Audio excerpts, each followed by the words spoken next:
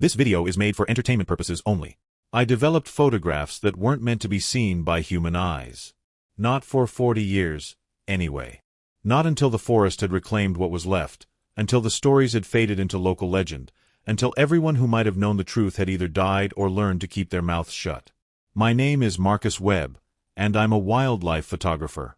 Or at least, that's what I tell people at dinner parties when they ask what I do. The truth is more complicated.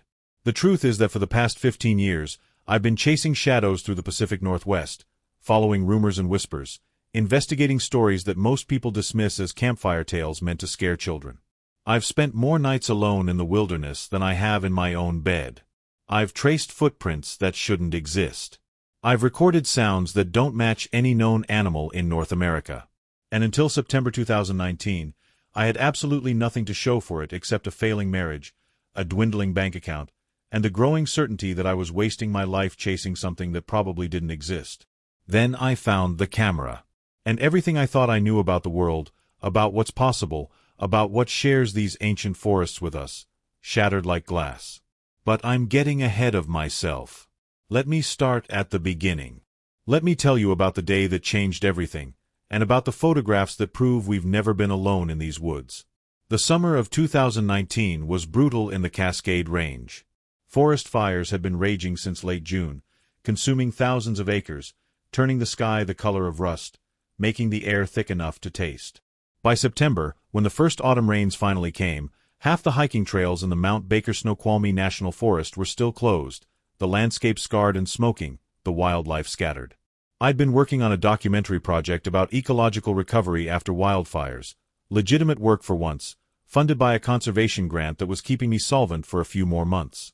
It was honest photography, the kind my ex-wife had begged me to focus on instead of chasing fairy tales, as she'd put it during one of our last arguments. But old habits die hard. I was camped near the North Fork Nooksack River, photographing the early stages of forest regeneration, when I heard the story that would pull me back into the world of shadows and whispers. I'd stopped at a ranger station to update my permits, and I overheard two rangers talking in low voices near the coffee maker. Third time this month someone's reported strange sounds up near Goat Mountain, one of them was saying. He was older, weathered, the kind of ranger who'd spent more years in the backcountry than in civilization. Always the same area. Always at night. Bears, the younger ranger replied dismissively. Or elk. People hear what they want to hear up there. Maybe. The older ranger didn't sound convinced. But Tom Brightwater called it in personally yesterday. And Tom's been guiding these mountains for 30 years. He knows the difference between a bear and something else. My ears had perked up at the name. Tom Brightwater was a legend among the local tribes, a Nooksack elder who'd guided researchers and hikers through these mountains since the 1970s.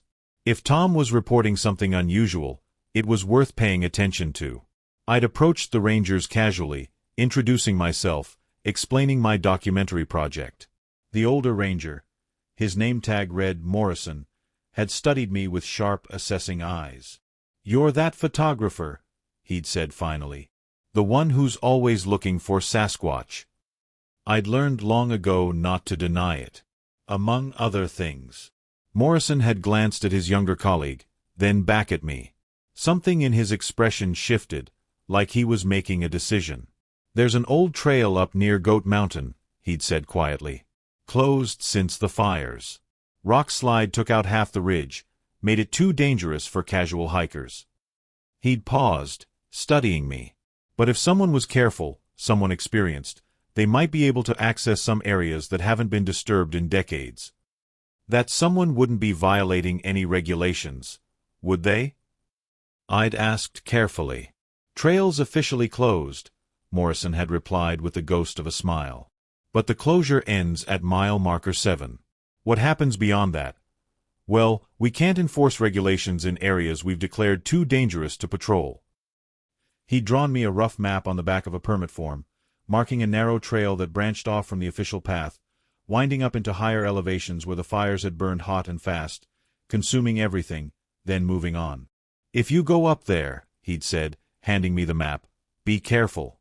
The ground's unstable." And Marcus. He'd held my gaze.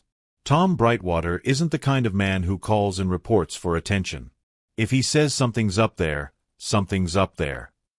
I'd started the hike before dawn the next morning, my pack loaded with camera equipment, camping gear, and enough supplies for 3 days. The official trail was well maintained, carved through recovering forest where green shoots were already pushing up through the ash. But at mile marker 7, where the closure signs stood like sentinels, the character of the forest changed. Beyond the barriers, nature had reclaimed everything. The fire had swept through here with apocalyptic intensity, leaving behind a landscape of charred spires and exposed rock. The trail Morrison had marked was barely visible, more of a game path than anything humans had ever maintained. It wound upward through the devastation, following the contours of the mountain, heading toward higher elevations where the fire had eventually burned itself out. I'm in decent shape for a man pushing 40, but that climb tested me. The air was thin, the ground treacherous with loose ash and fire-weakened rock. Twice I had to detour around sections where the trail had simply collapsed, leaving nothing but sheer drops into burned-out gullies. But I kept climbing. Because this is what I do. This is what I've always done, even when it cost me everything else in my life. Some people are driven by ambition, by money, by the need for recognition. I'm driven by questions. By the absolute certainty that there are things in this world we don't understand, creatures we share this planet with that we've never properly acknowledged. And I'm driven by the possibility, however slim, that I might be the one to finally prove it.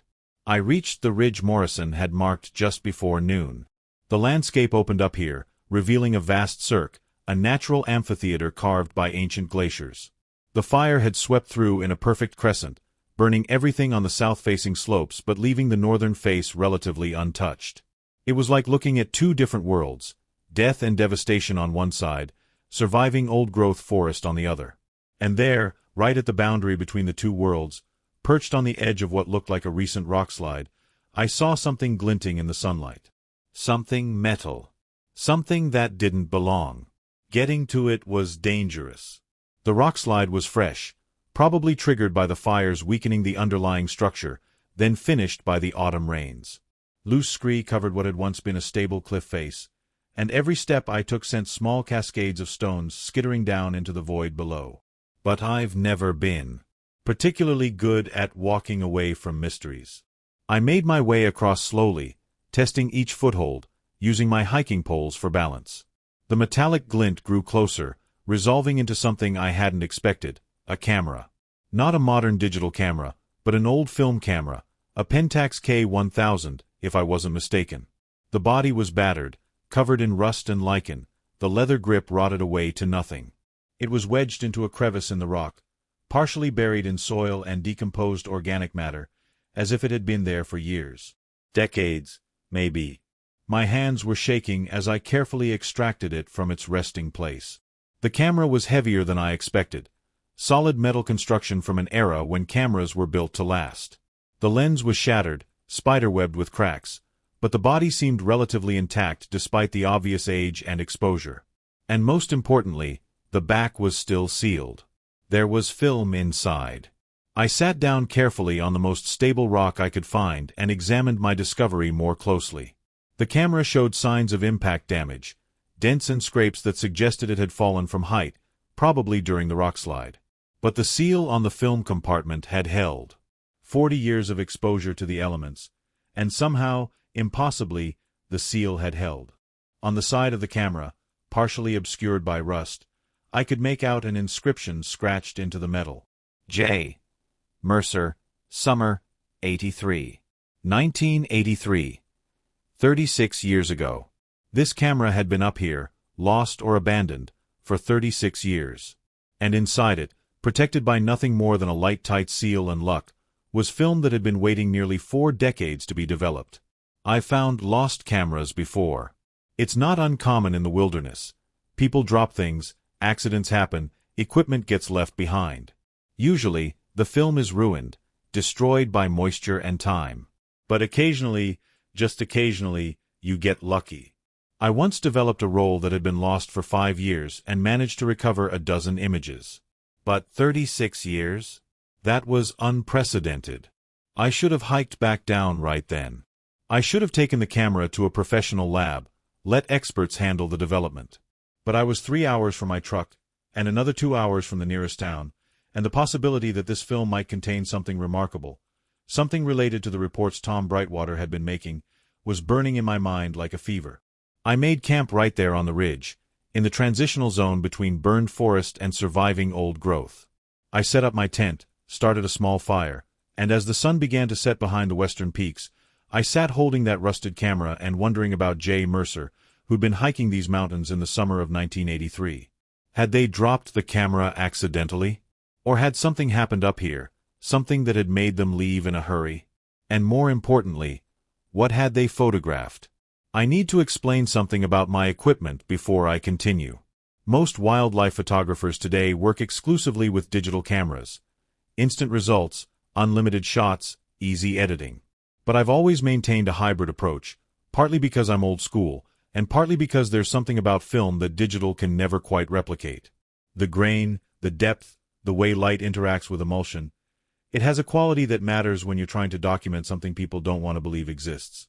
So I travel with a portable darkroom setup, a changing bag, developing chemicals, a compact enlarger, and a dozen other tools that let me process film in the field. It's excessive, I know. It adds 15 pounds to my pack. But it saved me more than once when I've captured something time-sensitive, something that couldn't wait for the journey back to civilization. That night, under the cold stars of the Cascade Range, I set up my makeshift darkroom in the tent. I mixed chemicals by headlamp, measured by memory and experience, working with the kind of focused precision that meditation teachers spend lifetimes trying to achieve. The hardest part was extracting the film from the camera without exposing it to light. 36 years of potential images, protected by a seal that somehow, miraculously, had survived everything nature could throw at it. If I screwed this up, if I let even a fraction of light in during the extraction, those images would be gone forever. I worked inside the changing bag, my hands hidden inside the light-proof fabric, feeling my way through the process by touch alone. The camera back was corroded, the latch stiff with rust. For a terrible moment, I thought it wouldn't open, that I'd have to choose between forcing it and risking damage to the film, or giving up entirely. Then, with a soft crack, the latch gave way. The film canister inside was intact, a Kodak Tri-X 400, a classic black and white film that was popular in the early 80s. High contrast, good grain, excellent for low-light situations. Professional choice, or at least serious amateur. J. Mercer had known what they were doing. I extracted the film carefully, loaded it onto a developing reel, and sealed it in my portable developing tank. Then, finally, I could turn the lights back on and begin the actual development process. This is always the moment I love most. The alchemy of it, the transformation of silver halide crystals into images, of potential into reality. You pour in the developer, start the timer, agitate the tank in precise rhythms, and wait. You can't see what's happening inside that light-tight container, can't know if anything's working until the process is complete. It's an act of faith. I processed that film with more care than I'd ever processed anything in my life. Developer for 8 minutes, stop bath for 1 minute, fixer for 5 minutes, then a long wash in purified water for my filter. Each step performed with ritualistic precision, because I knew, somewhere deep in my gut I knew, that this film contained something important. When the washing cycle was complete, I hung the negatives to dry from a line I'd strung across the tent. They swayed gently in the slight breeze that made it through the tent vents, glistening wet, dark strips of film covered in images I still couldn't quite make out. I forced myself to wait. Forced myself to lie down in my sleeping bag, to close my eyes, to let the film dry properly before examining it. But sleep was impossible. Every few minutes, I'd turn on my headlamp and check the negatives, watching as the excess water evaporated, as the images slowly came into focus. I made my first contact prints at 2:37 a.m. I know the exact time because I checked my watch, some part of me understanding that this moment might be important to document. Contact prints are simple. You lay the negatives directly onto photographic paper, expose them to light, then develop the paper. What you get is a positive image, same size as the negative, showing you exactly what the camera captured. It's a quick way to see what you're working with before committing to enlargements. I had 36 exposures on that roll of film. 36 frames that Jay Mercer had shot during the summer of 1983, high in the Cascade Range, shortly before losing their camera to a cliff edge. The first dozen frames were standard wilderness photography. Beautiful shots, technically competent, a sunrise over distant peaks, a marmot on a rock, wildflowers in an alpine meadow. The kind of images any good nature photographer might take. They confirmed what I'd suspected. J. Mercer had known their way around a camera. Frames 13 through 18 showed a campsite. A small blue tent pitched in a clearing, a campfire ring, hiking gear laid out to air. Solo camping, by the look of it. One tent, one sleeping bag visible, one set of boots. Frame 19 was where things changed. It showed the edge of the forest at dusk, trees casting long shadows across the clearing. And there, partially obscured by branches but unmistakable once you saw it, was a shape that didn't belong. A large shape. A watching shape. My hands were shaking as I moved to frame 20. The shape was closer now, emerged from the tree lean but still in shadow. Bipedal. Enormous. Covered in dark fur that caught the last light of the setting sun. Frame 21. Closer still. The detail was better now, though still somewhat blurred by shadow and distance. But I could make out the general form, human-like in its basic structure, but massively built, easily 7 or 8 feet tall. The proportions were wrong for a human, the shoulders too broad, the arms too long. Frame 22 nearly stopped my heart. It showed the creature in clear focus, no more than 20 feet from where the photographer must have been standing. Evening light fell directly on its face, and it was a face, not an animal's muzzle, but a face that conveyed intelligence, curiosity, emotion. Dark eyes that caught the light and reflected it back at the camera. A broad nose, a mouth that was neither quite human nor quite ape, something in between. And the expression on that face. I'd seen thousands of wildlife photographs in my career. I'd studied animal behavior, learned to read body language and facial expressions across species. This was neither the blank stare of a predator nor the empty gaze of prey. This was curiosity. Active, intelligent curiosity. The creature was studying the photographer the same way the photographer was studying it. I sat in my tent at 3 in the morning, staring at frame 22 by the light of my headlamp, trying to process what I was seeing. Trying to reconcile the image on the paper with everything I'd been told was possible, with everything the scientific establishment insisted couldn't exist. But the evidence was right there in my hands. Chemical reactions on silver halide crystals don't lie. They don't hallucinate. They don't misidentify bears or people in costumes. They record exactly what was in front of the lens when the shutter opened and closed. And what had been in front of J. Mercer's lens in the summer of 1983 was something that shouldn't exist. Something extraordinary. I forced myself to continue through the sequence, though part of me wanted to stop, to preserve this moment of possibility before reality could complicate it further. Because I knew what came next in any mysterious sequence of photographs, the inevitable letdown, the revelation that explains everything away, the prosaic truth that replaces wonder with disappointment. But that's not what happened here. Frame 23 showed the creature taking a step forward, one massive hand extended, palm open. Not threatening, the body language was all wrong for aggression. The posture was careful, cautious, almost gentle. Like someone approaching a skittish animal, not wanting to frighten it. Frame 24, the hand was clearer now, filling more of the frame. I could see details that made my breath catch, an opposable thumb, clearly articulated fingers, nails not claws. The palm showed distinct fingerprints, visible even in the photograph, even across 36 years.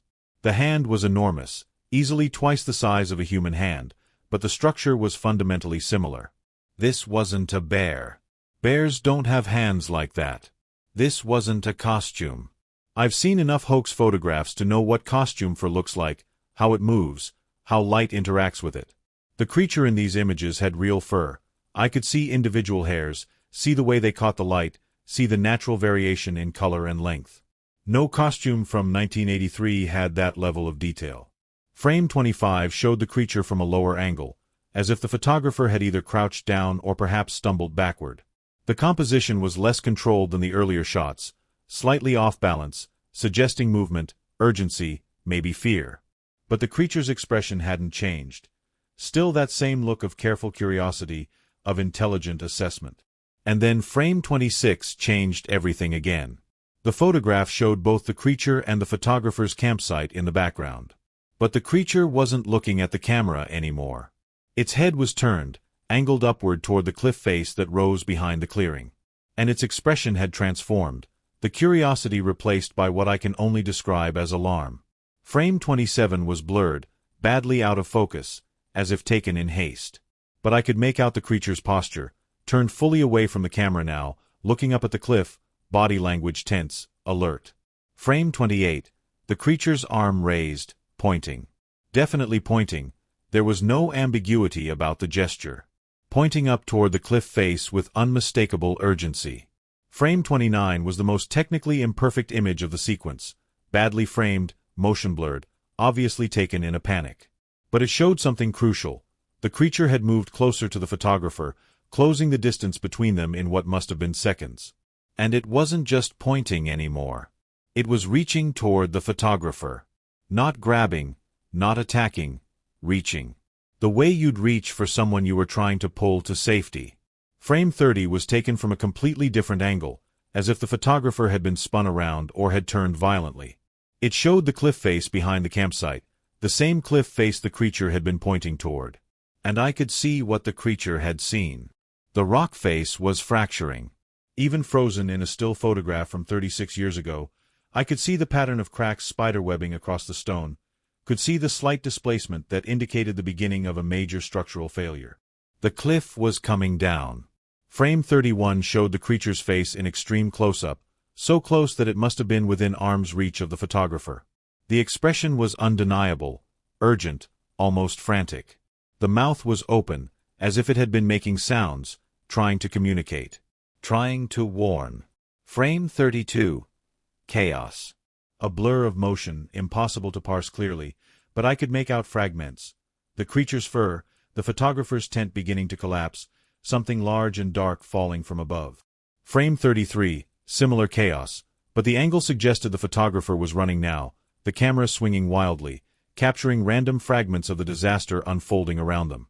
Frame 34 was tilted at a 45-degree angle, showing ground rushing past, boots visible at the edge of the frame, definitely running, definitely fleeing. Frame 35 showed the cliff face mid-collapse, tons of rock in freefall, trees at the base beginning to topple inward. And frame 36, the last image on the roll, showed the creature one final time. It was in profile, silhouetted against the chaos of the landslide, and it was also running. Not toward the photographer, but parallel, racing through the forest with a speed and grace that shouldn't have been possible for something so massive. The last image Jay Mercer had captured before losing their camera was of the creature that had tried to save their life, fleeing the same disaster it had warned them about. I sat in my tent as the sky outside began to lighten with the first hints of dawn, surrounded by contact prints that challenged everything I thought I knew about the world. My hands were still shaking, and not from the cold. The sequence was extraordinary. Not just because it showed clear, detailed photographs of a creature science insisted didn't exist, but because of what it documented. An interaction, a communication, an attempt at rescue. This wasn't the typical Bigfoot evidence, the blurry figure glimpsed at a distance, the ambiguous footprint in mud. This was a narrative, captured frame by frame, showing intelligence, compassion, and an awareness of danger that had potentially saved a human life. But the implications were staggering. And the questions were overwhelming. Who was Jay Mercer? Had they survived the landslide? If so, why had they never come forward with this evidence? And if they hadn't survived, if they'd been caught by the rockfall, why had no one ever found them? I needed to know more. Needed to understand what had happened up here in the summer of 1983, and what had become of the photographer who'd captured these remarkable images. I spent the next hour making high-resolution scans of the negatives using my portable scanner. It was painstaking work, but I wasn't about to leave this mountain with these images existing in only one format. By the time I finished, I had digital backups stored on 3 separate devices, encrypted and secured. Then I carefully packed the original negatives in archival sleeves, sealed them in a waterproof container, and added them to my pack. Whatever else happened, I was going to protect this evidence. The sun was fully up by then, revealing the cirque in clear morning light. I climbed out of my tent and stood at the edge of the ridge, looking down at the rockslide scar below. The landslide in the photographs had happened 36 years ago, but I could still see its path. A diagonal gash across the cliff face, wider at the top, narrowing as it descended, ending in a massive debris field at the bottom. Somewhere down there, potentially, were the remains of J. Mercer's campsite. Maybe even remains of J. Mercer themselves. I knew what I should do. The responsible thing would be to hike back down, contact the rangers, report what I'd found. Let authorities handle the investigation. Let professionals search for any potential remains. Let the system work the way it was supposed to. But I also knew what would happen if I did that. The photographs would be confiscated as evidence. They'd disappear into files, get examined by skeptical officials who'd find reasons to dismiss them. The story would leak, media would descend. The site would be contaminated by sensation seekers and hoaxers. Any chance of understanding what had really happened here would be lost in a circus of competing agendas. So I made a different choice. I was going down into that debris field. I was going to search for any trace of J. Mercer, any additional evidence that might explain this sequence of events. And I was going to do it now, before anyone else knew what I'd found. The route down to the debris field was treacherous. The landslide had been major. I estimated several thousand tons of rock had come down, based on the size of the scar and the spread of debris below. The forest at the base had been devastated. Mature trees snapped like matchsticks, the ground buried under layers of fractured stone. But 3.5 decades of plant growth had softened the impact. Young alders had colonized the debris field, their roots working into cracks, slowly breaking down the rock. Moss covered the larger boulders. The forest was reclaiming its own. I worked my way down slowly, using my hiking poles for stability, testing each foothold carefully. The morning was cool and clear, the air sharp with the scent of pine and stone. Somewhere above me, a raven called out, its voice echoing off the cliff face. The campsite location was harder to identify than I'd expected. 36 years of growth and change had transformed the landscape. But I had the photographs, and I could use them as a map. I pulled up the digital scans on my phone, comparing angles and background features to my current location. The distinctive split pine in frame 19 was still there, older now, but unmistakable in its shape. Using that as a reference point, I triangulated approximately where J. Mercer's tent had been pitched. The area was buried under 3 feet of rock and soil, covered now by a dense thicket of young alders.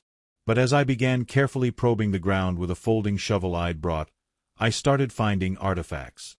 First, a piece of blue nylon fabric, faded and rotted but still recognizable as tent material.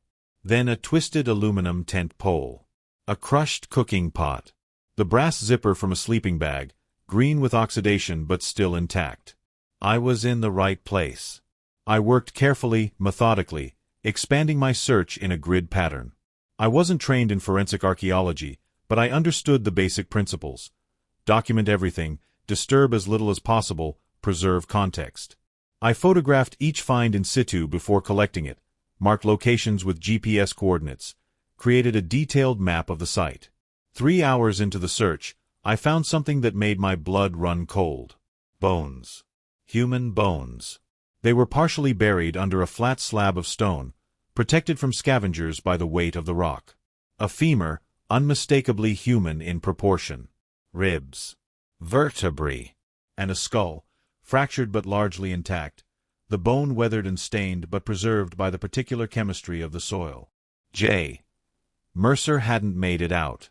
The landslide they'd been warned about, the disaster they'd been running from, it had caught them anyway. Despite the creature's warning, despite their attempt to flee, the sheer scale of the rockfall had been too massive, too fast. I sat back on my heels, staring at the skull, feeling the weight of tragedy settle over me. This person had come up into these mountains seeking beauty, seeking adventure, seeking the kind of wilderness experience that feeds the soul. They'd encountered something extraordinary, something that had tried to save their life. And they'd died anyway. But they'd left behind evidence. They'd captured proof of something remarkable, and they'd kept that camera with them even as they ran, even in those final chaotic moments. The camera had survived, had protected its film through sheer chance and the physics of how it landed, where it lodged. J. Mercer was gone, but their final gift to the world had survived. I pulled out my satellite phone and stared at it for a long time, weighing my options. I could call this in now, report the remains, let officials handle the recovery. It was the ethical thing to do, the legal thing to do. But I also knew that once I made that call, I would lose control of this story. The photographs would become evidence in an investigation. They'd be locked away, potentially for years. The remarkable nature of what they showed might be lost entirely in bureaucratic processes. J. Mercer deserved better than that. I made my decision. I spent the rest of that day carefully documenting the site, photographing everything from multiple angles, collecting the artifacts that might tell me more about who J. Mercer had been. Then I covered the remains carefully with stones and branches, marking the location precisely in my GPS, and hiked back up to my camp. I would report the remains, but not yet. Not until I understood the full story. Not until I knew what had happened to bring J. Mercer up to this remote ridge in the summer of 1983, and why no one had ever searched for them when they didn't come home. That night, I descended back to civilization. I didn't sleep. Instead, I drove through the darkness back to my apartment outside Seattle, my mind racing with plans and questions. The next morning, I began researching J. Mercer.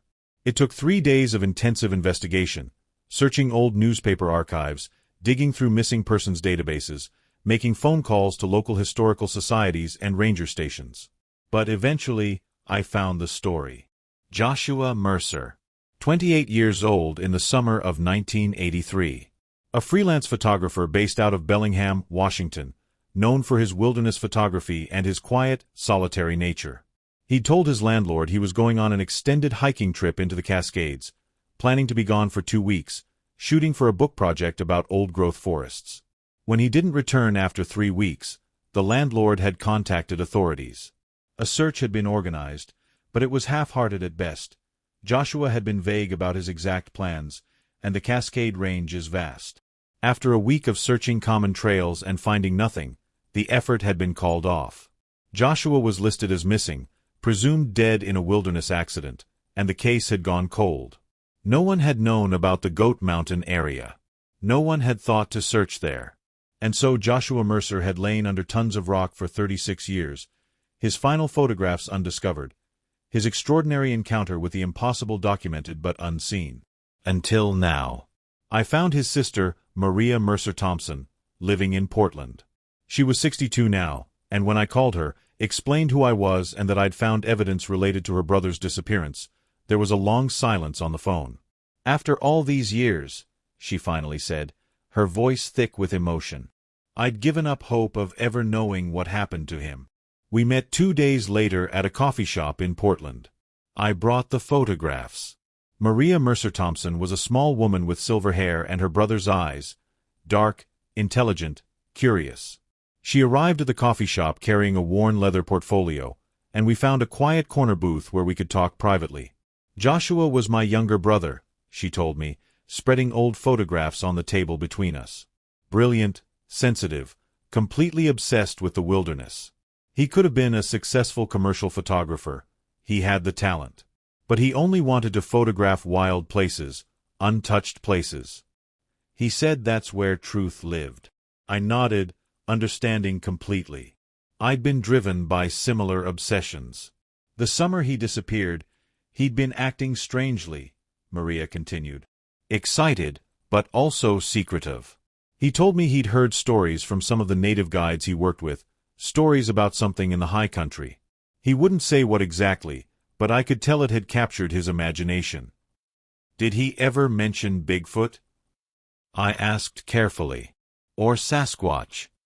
Maria smiled sadly. He didn't have to mention it specifically. I knew Joshua. I knew how his mind worked. He'd been reading everything he could find about cryptids, about unexplained sightings. I thought, she paused, her voice catching. I thought he was being foolish. Chasing legends. I told him he was wasting his talent. She looked down at the photographs of her brother, young and alive and full of dreams. That was the last real conversation we had. He left 2 days later for his trip, and he never came home. For 36 years, I've lived with the guilt of those being my last words to him. I understood then why I'd been so driven to find answers before contacting authorities. Because this wasn't just about evidence or scientific proof. It was about a man who'd died chasing truth, and a sister who'd lived for decades with unanswered questions. I opened my portfolio and carefully laid out the contact prints. "Maria," I said quietly, "your brother found what he was looking for, and he documented it." Her hands shook as she picked up the first photograph, the one showing the creature emerging from the tree-line. She studied it in silence, then moved to the next, and the next, working through the sequence with tears streaming down her face. When she reached frame 31, the creature's face in close-up, the expression of urgent warning, she let out a sound halfway between a laugh and a sob.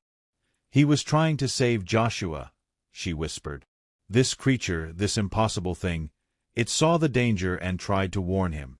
"Yes," I confirmed. The landslide happened seconds after these photographs were taken. Joshua was running, trying to get clear. He almost made it. Maria was quiet for a long time, studying the images, particularly that last one of the creature running through the forest, trying to escape the same disaster. Finally, she looked up at me. "What are you going to do with these photographs?" It was the question I'd been wrestling with for days. The question that had kept me up nights, weighing options, considering consequences. "That depends," I said carefully, "on what you think Joshua would have wanted." Maria looked back down at the images, at her brother's final work, his last gift to the world. "Joshua believed in truth," she said softly. "He believed that some truths are more important than personal safety or comfort. He went into those mountains knowing it was dangerous, knowing he might not come back, because he thought the truth was worth the risk." She gathered the photographs carefully, stacked them in order, and pushed them back across the table to me. "Show the world," she said firmly. "Show them what Joshua found. Show them what tried to save his life. Let his work matter." The next week was a whirlwind of activity and careful planning. I couldn't just post the photographs online and hope for the best. That would invite instant dismissal, accusations of hoaxing, and potential legal complications. I needed to build a case, present the evidence properly, and do justice to both Joshua Mercer's memory and the significance of what he'd documented. First, I contacted Dr. Ellen Rodriguez, a forensic anthropologist at the University of Washington who I'd worked with on previous documentary projects. I showed her the photographs and told her about the remains I'd found. She agreed to accompany me back to the site, to properly recover and identify Joshua's remains, and to provide professional authentication of the circumstances. Then I reached out to Dr. James Chen, a primatologist and professor of evolutionary biology who'd written extensively about the theoretical possibility of undiscovered hominids in North America. Unlike many in the mainstream scientific community, Dr. Chen had argued that the Pacific Northwest provided sufficient ecological niches and resources to potentially support a small population of large, intelligent primates.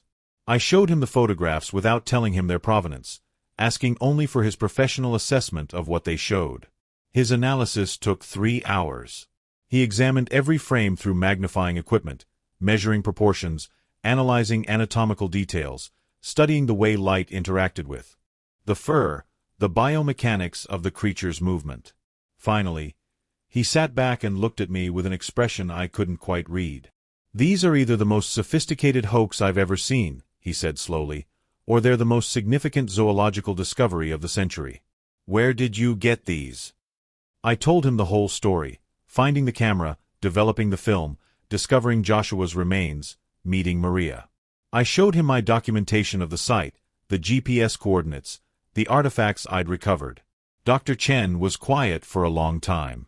Then, "We need to recover those remains. We need to conduct a thorough search of that entire area. And we need to do this right, scientifically, carefully, with proper documentation every step of the way." "I know," I said. "That's why I came to you." He studied the photographs again, particularly the frames showing the creature's hand, its face, its expression of concern. "If these are real," he said quietly, "if this creature exists, then it changes everything. Not just biology or anthropology, but our entire understanding of what shares this planet with us. The ethical implications alone." He trailed off, still staring at the image of the creature's face. "They tried to save him," Dr. Chen said, echoing Maria's words.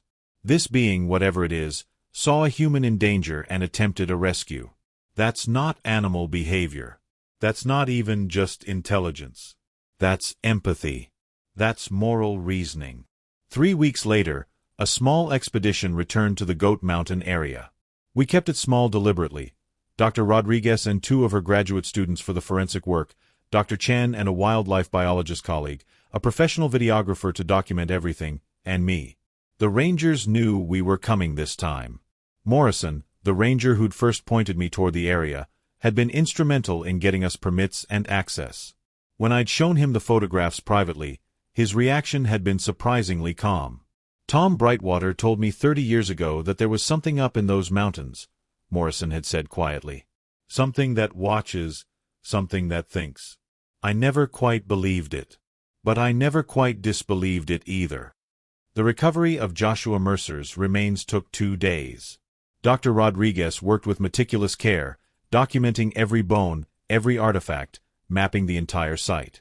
The graduate students sifted through soil, searching for additional evidence, any fragment that might tell us more about Joshua's final moments.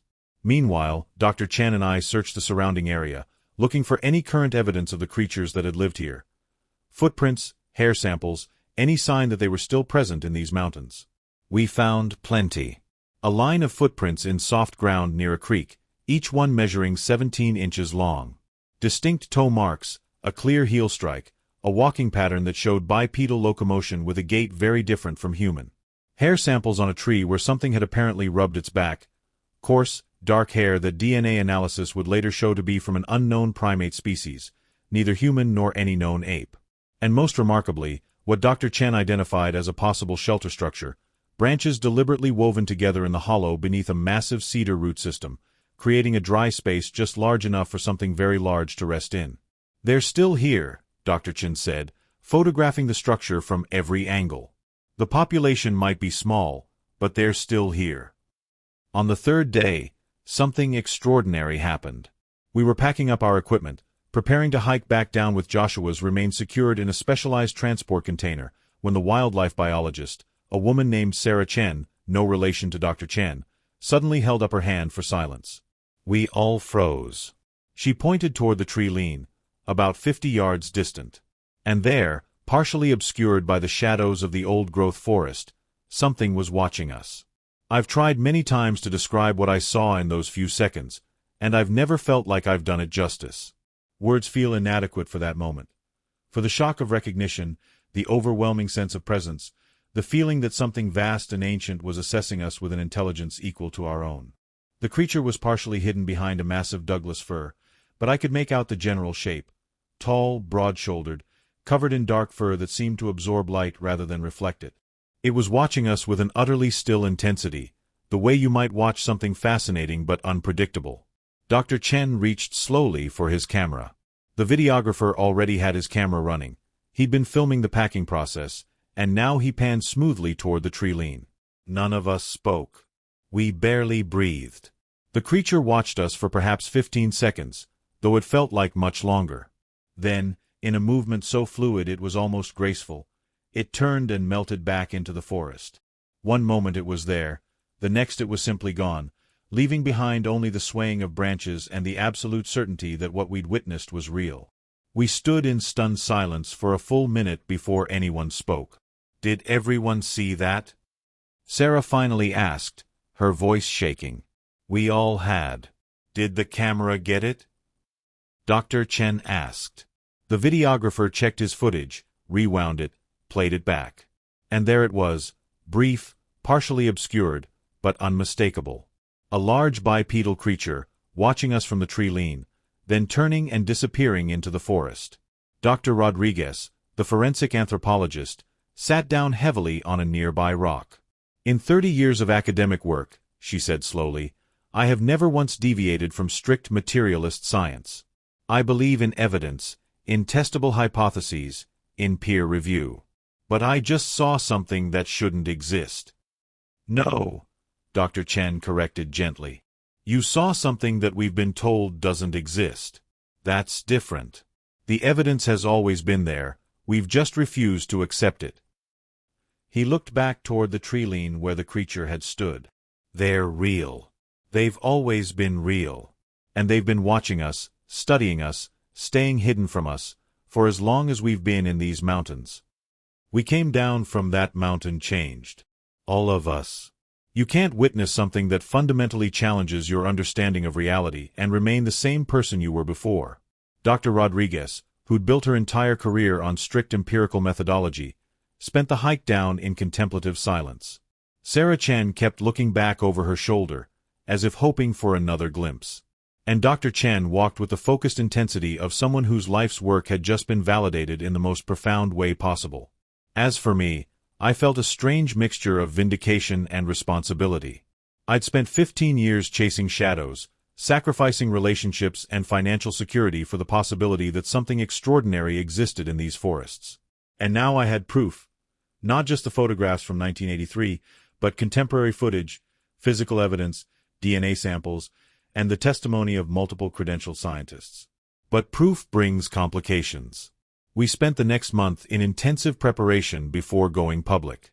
Dr. Rodriguez worked with forensic odontology specialists to positively identify Joshua Mercer's remains through dental records, a process that brought official closure to a 36-year-old missing persons case.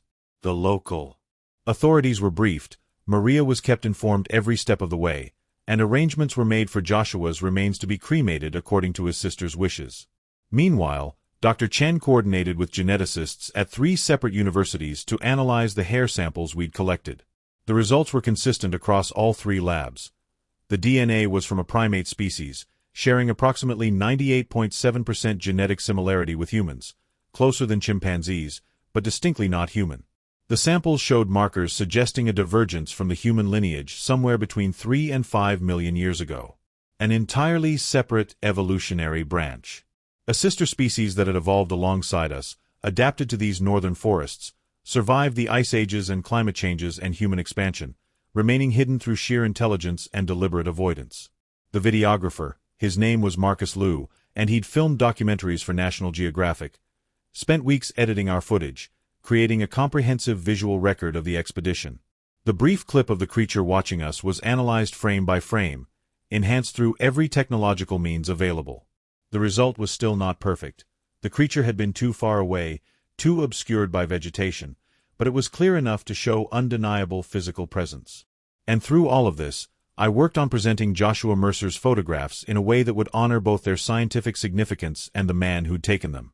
I created high-resolution prints, professionally mounted and displayed in sequence. I wrote detailed technical documentation explaining the camera, the film, the development process, and the authentication measures we'd taken. I compiled a comprehensive report including the site documentation, the forensic findings, the DNA analysis, and witness statements from everyone involved in the expedition. But more than that, I tried to tell Joshua's story. To present him not as a random victim of wilderness tragedy, but as a serious photographer and thoughtful human being who'd gone into those mountains seeking truth, who'd found something extraordinary, and who'd documented it with both technical skill and apparent compassion even in moments of extreme danger. Because that's what struck me most about the sequence of photographs. Not just that they showed an unknown creature, but the way they showed it. There was no sensationalism in Joshua's framing, no attempt to make the creature look monstrous or threatening. He'd photographed it the way you'd photograph any other wildlife subject. With respect, with careful attention to light and composition, with an eye toward revealing character and behavior rather than just documenting physical presence. The creature in those photographs wasn't a monster. It was a being, intelligent, aware, capable of concern for another species' welfare. That message mattered as much as the physical evidence. We scheduled the press conference for October 15, 2019, at the University of Washington. The decision to hold it at an academic institution rather than through media channels was deliberate. We wanted to emphasize the scientific nature of the evidence, to present this as a zoological discovery rather than sensationalized entertainment. The university's main auditorium was packed. We'd sent advance notice to major news organizations, scientific journals, and relevant academic departments. The response had been overwhelming. Journalists from around the world, representatives from primatology and anthropology departments at dozens of universities, wildlife conservation organizations, and perhaps inevitably, representatives from various Bigfoot research groups. Maria Mercer Thompson sat in the front row, clutching a photograph of her brother taken a few months before his final trip. She'd insisted on being present, on bearing witness to the moment when Joshua's work would finally be shared with the world. Dr. Chen spoke first, presenting the scientific evidence with careful precision. He showed the DNA analysis results, explained what they suggested about evolutionary divergence, and discussed the implications for primate biology and North American ecology. His presentation was measured, professional, acknowledging the extraordinary nature of the claims while grounding everything in rigorous methodology. Dr. Rodriguez followed, detailing the forensic investigation and the recovery of Joshua Mercer's remains. She spoke about the landslide, about the evidence suggesting he'd been attempting to flee, about the camera that had survived when its owner hadn't. Her voice remained steady and professional, but I could hear the emotion underneath. Then it was my turn. I stood before that crowd of skeptics and believers, journalists and scientists, and I told Joshua's story. I showed his photographs, frame by frame, explaining not just what they depicted but what they revealed about the intelligence and behavior of the creature he'd encountered. When I reached frame 31, the creature's face in close-up, the expression of urgent warning, I paused. "This is what changed everything for me," I said, looking out at the audience. "Not just because it shows clear detail of an unknown primate species, but because of what it shows about that species' capacity for empathy. This being saw a human in danger and attempted to intervene. It tried to save Joshua Mercer's life." I showed the final frames, the chaos of the landslide, the creature running alongside the photographer, both trying to escape the same disaster. "Joshua Mercer died on that mountain," I continued. "But he left behind evidence of something remarkable. Not just that these creatures exist, but that they're capable of concern for beings outside their own species. That's not just intelligence. That's something more. That's a quality we usually consider fundamentally human." The auditorium was completely silent. I showed the modern footage next, our brief encounter during the expedition. The creature in the tree lean, watching us with that same intense awareness Joshua had captured 36 years earlier. "They're still there," I said. "They've always been there. And now we have a choice about what we do with this knowledge." The response was immediate and polarized. Major scientific journals demanded additional peer review before they would consider the evidence credible. Some dismissed the photographs outright as elaborate hoaxes, despite the authentication measures and the multiple lines of supporting evidence. The DNA analysis was questioned. Could it have been contaminated? Could the results have been misinterpreted? But others took the evidence seriously. Within days, primatologists and wildlife biologists from around the world were requesting access to our data, proposing additional studies, organizing expeditions to search for more evidence. The media coverage was intense and often frustrating. For every thoughtful article that engaged with the scientific implications, there were a dozen sensationalized pieces focused on "Bigfoot proves real" headlines. Tabloids ran wild with speculation. Conspiracy theorists claimed government cover-ups. The whole thing threatened to collapse into exactly the kind of circus I'd feared. But something else happened too. People started coming forward with their own stories. Loggers who'd seen something in remote clearcuts but never reported it for fear of ridicule. Hikers who'd found enormous footprints and felt watched by unseen eyes. Native elders who'd been told stories by their grandparents about the forest people who lived in the high country, avoiding human contact but occasionally helping travelers in danger. The sheer volume of testimony was overwhelming.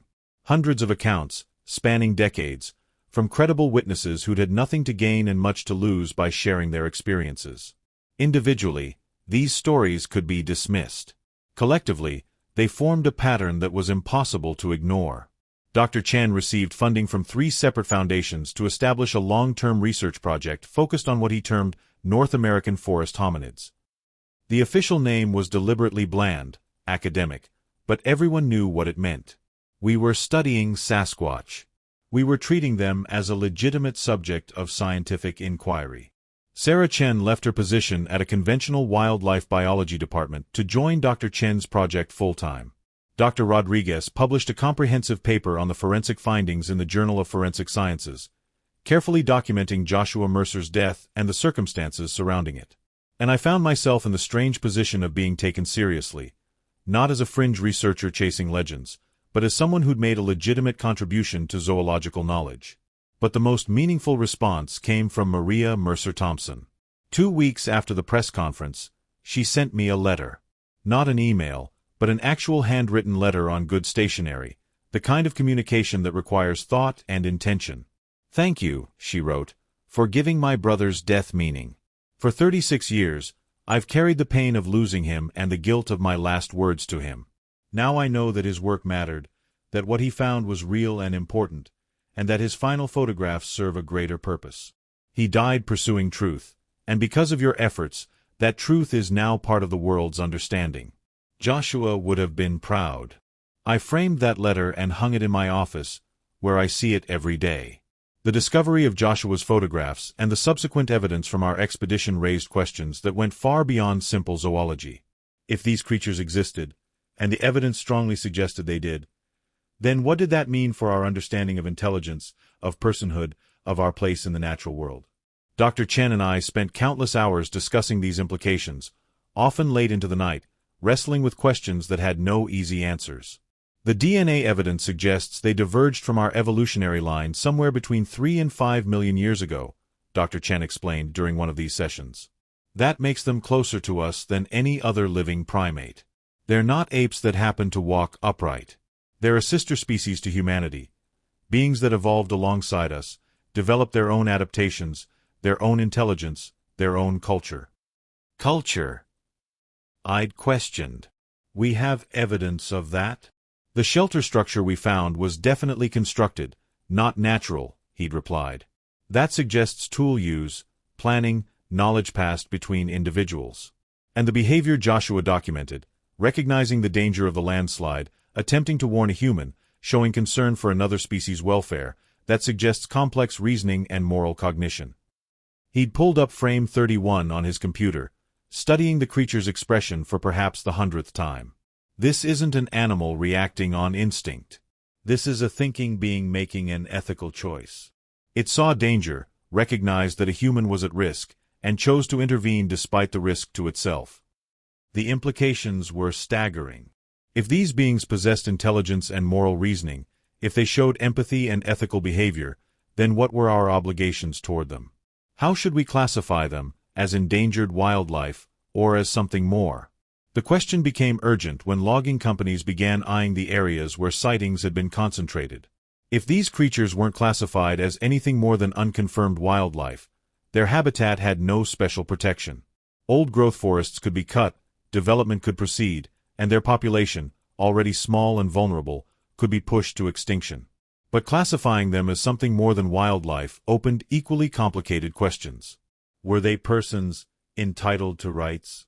Did they own the land they inhabited? Who spoke for them if they chose to remain hidden? Sarah Chen proposed an interesting framework during one of our research meetings. We don't have to answer all these questions immediately, she'd suggested.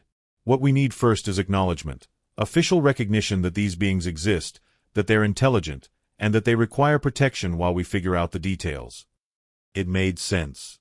And it gave us a concrete goal to work toward. The campaign for legal protection took 18 months and involved cooperation between scientific organizations, conservation groups, Native American tribal councils, and even some unexpected allies in the logging industry. Companies that recognized that being associated with the extinction of an intelligent species would be catastrophic for their public image. We presented testimony before congressional committees. Dr. Chen explained the scientific evidence. I showed Joshua's photographs and told his story. Representatives from the Nooksack, Lummi, and other tribes spoke about traditional knowledge of the forest people and the cultural significance of protecting them. Maria Mercer Thompson attended every hearing, a quiet presence in the gallery, bearing witness to the continuing impact of her brother's work. The opposition was fierce. Industry groups argued that protection measures would devastate the timber economy. Skeptics continued to deny the evidence, claiming everything from hoax to misidentification. Some religious groups raised theological objections about the implications of another intelligent species. But slowly, gradually, support built. The breakthrough came from an unexpected source: satellite imagery analysis. Dr. Chen's research team had been studying high-resolution satellite photos of the Pacific Northwest, looking for patterns that might indicate habitation sites or travel corridors. What they found was remarkable: a network of shelter structures scattered through remote old-growth areas, arranged in patterns that suggested social organization and territorial boundaries. The structures were subtle, easily missed by casual observation, but unmistakable once you knew what to look for. And they were widespread, not just in Washington, but extending through Oregon, Northern California, Idaho, and British Columbia. This isn't a remnant population on the verge of extinction, Dr. Chen had announced at a press conference revealing the findings. This is a viable breeding population, probably numbering in the low thousands, with established territories and social structures. They've been here all along, living parallel to human society, deliberately avoiding contact. The satellite evidence was harder to dismiss than photographs or DNA samples. It was objective, verifiable, and suggested a scale of population that made the need for protection undeniable. In March 2021, Congress passed the North American Forest Hominid Protection Act, legislation that designated certain remote forest areas as protected habitat, banned hunting or harassment of the species, and established a scientific research framework managed jointly by universities and tribal authorities. It wasn't perfect. The protected areas were smaller than Dr. Chan had recommended, and enforcement mechanisms were weak. But it was a start. It was official recognition that these beings existed, that they mattered, that humanity had an obligation to ensure their survival. On the day the legislation was signed, I visited Joshua Mercer's grave. Maria had buried his ashes in a cemetery outside Bellingham, with a headstone that read, Joshua Mercer, 1955 to 1983. Photographer, explorer, truth seeker. His final work changed the world. I stood there in the quiet cemetery, looking at that stone, thinking about the choices we make and the legacies we leave. Joshua had gone into those mountains chasing something most people dismissed as fantasy. He'd found it. He'd documented it. And even though the encounter had cost him his life, he'd kept photographing until the very end, preserving evidence that would eventually help protect an entire species. That mattered. That meant something. Despite all the evidence we've gathered, despite the legal protections and ongoing research, the forest people, as I've come to think of them, remain largely mysterious. They're still rare, still hidden, still choosing to avoid human contact whenever possible. Dr. Chen's long-term research project has documented dozens of possible sightings, collected extensive physical evidence, and mapped probable territories. But direct, sustained observation remains elusive. The creatures are simply too intelligent, too aware of being watched, too skilled at remaining concealed. We've learned some things through careful study. They appear to be primarily nocturnal, though not exclusively. They're omnivorous, with a diet consisting of plants, roots, small animals, and fish. They show seasonal movement patterns, descending to lower elevations in winter, returning to high country in summer. They live in small family groups, probably 5 to 10 individuals, maintaining territories of 20 to 30 square miles. But so much remains unknown. We don't know their lifespan, though it's probably similar to humans. We don't know the details of their social structure, their communication methods, or their cognitive capabilities. We don't know if they have language. Complex vocalizations have been recorded, but nothing we can definitively classify as linguistic. And most frustratingly, we don't know what they think of us. They clearly recognize humans as intelligent and potentially dangerous. Their avoidance behavior makes that clear. But Joshua's photographs suggest they're also capable of seeing us as beings worthy of concern, worthy of rescue. What does that mean about their ethical framework? Do they debate among themselves about how to relate to us, the same way we debate about how to relate to them? These questions haunt me. Sometimes, late at night, I think about that creature standing in Joshua's campsite, pointing urgently toward the cliff, trying desperately to communicate danger to a member of another species. I think about the choice it made in that moment, to approach rather than flee, to risk exposure rather than let a human die. What kind of being makes that choice? What does it say about them? And what does it say about us that we've spent centuries dismissing their existence, treating reports of them as jokes or hoaxes, while they've apparently spent that same time watching over us, sometimes helping, always remaining just out of sight? My life changed profoundly after finding Joshua's camera. The discovery that had seemed like a personal vindication opened up complexities I hadn't anticipated. I'm no longer a marginal figure chasing legends. I'm an established researcher with university affiliations, grant funding, and speaking invitations. The work I do is taken seriously. The questions I ask are considered legitimate. But with that legitimacy has come responsibility. To the forest people, to the scientific community, to the memory of Joshua Mercer and everyone else who saw these beings but couldn't prove it. I returned to the Goat Mountain area 3 months ago, on the 40th anniversary of Joshua's death. I hiked up to the ridge alone, carrying a print of frame 31, and I left it there, secured under a rock, facing the forest where the creatures still live. I don't know if they understand human imagery, if they recognize representations of themselves. But it felt important to leave it, a gesture of acknowledgement, of respect, of thanks for the warning they gave Joshua even though it came too late to save him. I sat on that ridge as the sun set, watching shadows lengthen across the cirque, and I thought about everything that had changed since I'd first found the rusted camera in these rocks.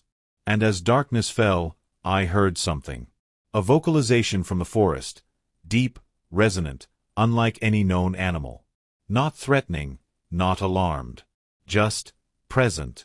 Acknowledgement that I was there, that I was heard, that some form of communication was happening even if I didn't fully understand it.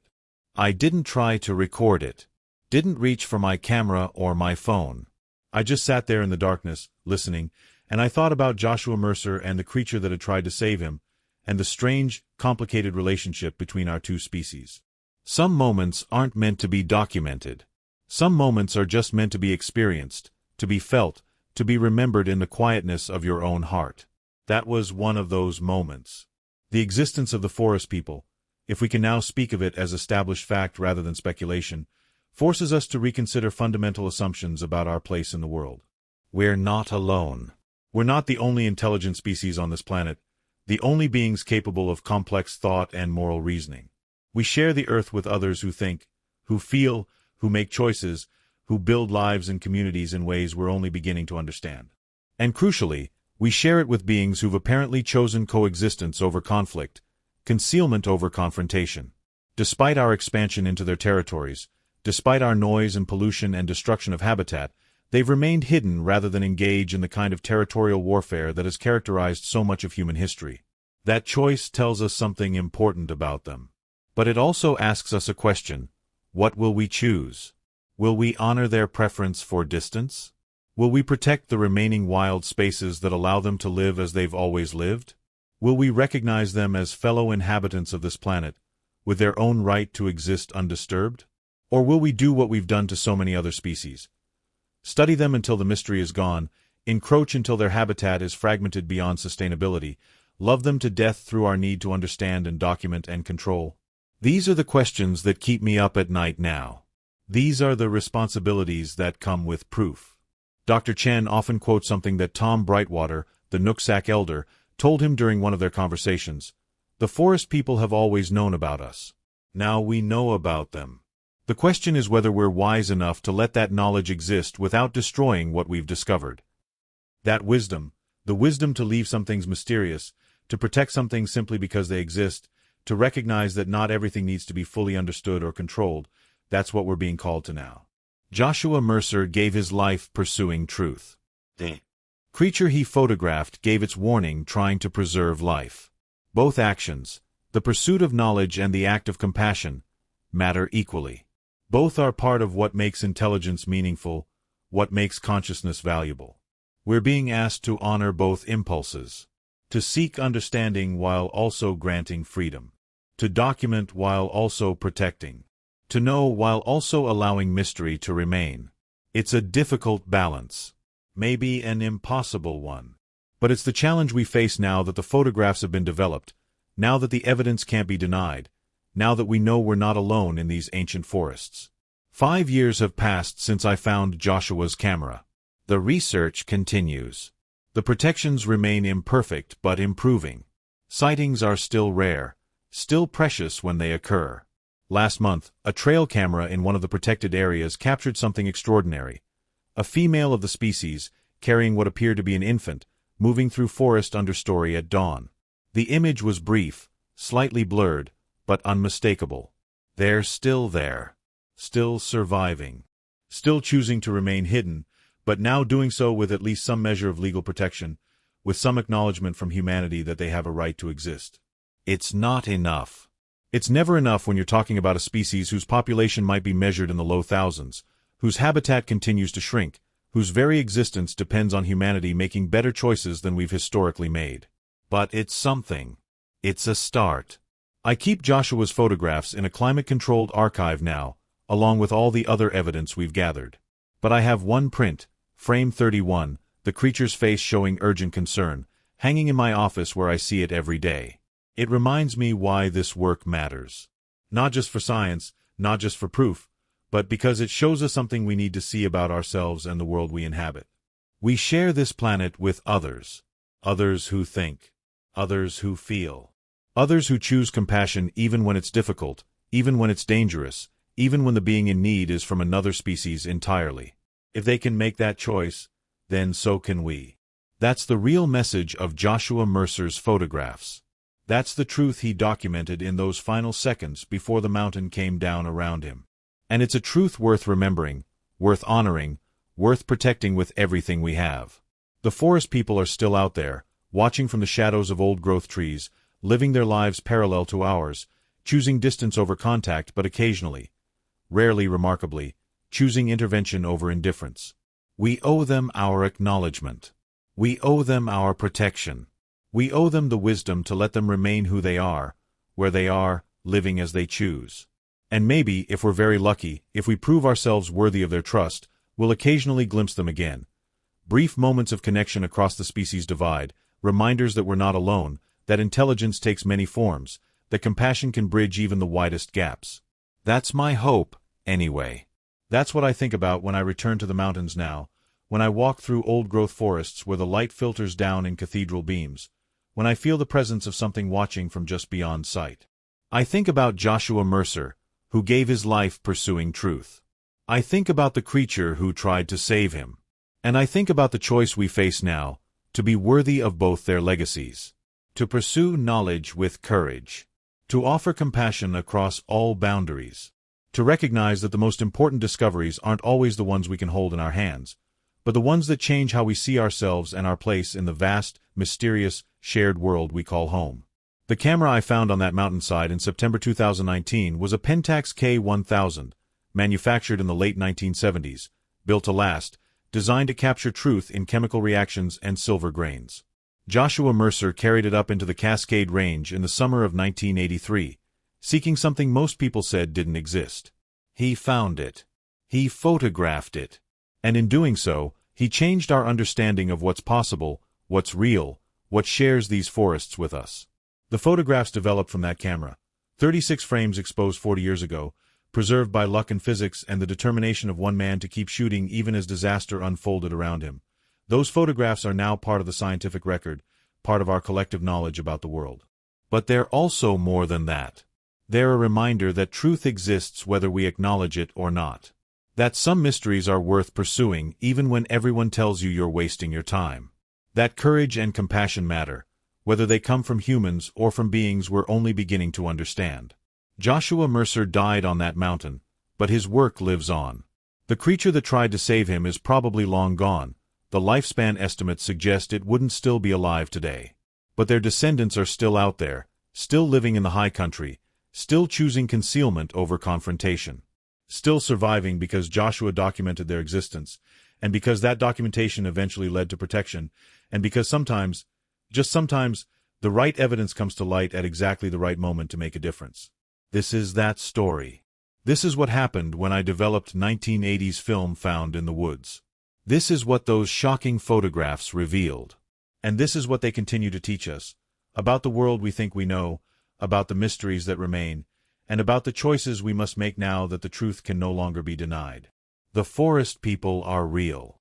They've always been real. And now it's up to us to decide what we do with that knowledge. I profoundly hope, that we choose wisdom.